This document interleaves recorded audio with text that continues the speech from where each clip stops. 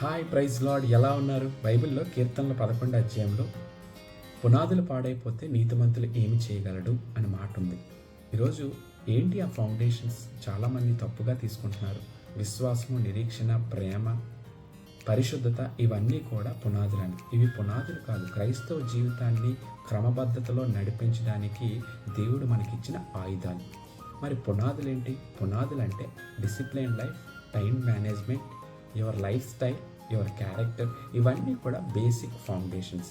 ఈ పునాదులు సరిగ్గా లేకపోతే మన జీవితాన్ని ప్రాపర్గా నడిపించుకోలేం. ఈరోజు చాలామంది సమయాన్ని వృధా చేస్తారు. అందుకే ఒక ఆయన అంటాడు, if you don't plan your day, others will plan your day.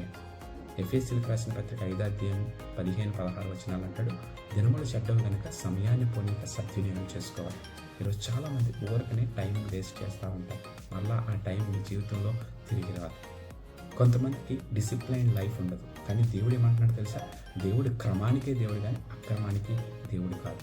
ఈ రోజు చూడలేక ఎంతోమంది హాస్పిటల్లో కొన్ని లక్షలు వేలు ఖర్చు పెట్టి ఒక్కరోజు బతకాలని ఆశపడుతున్నారని మీకు తెలుసా?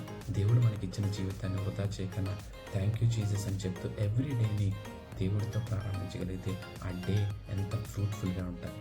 క్యారెక్టర్ని కాపాడుకుంటున్నారా లేదా? ఇవన్నీ కూడా ఫౌండేషన్స్. చాలామంది హృదయాన్ని వారికి వీరికి ఇచ్చి హట్ అవుతూ ఉంటారు. కానీ అదే దేవుడికి ఇస్తే దాన్ని పరిశుద్ధంగా మార్చి దేవుడు మరలా రెట్టింపు దీవెనలతో మనకి ఇస్తాడు. So think about it and God bless you. Thank you.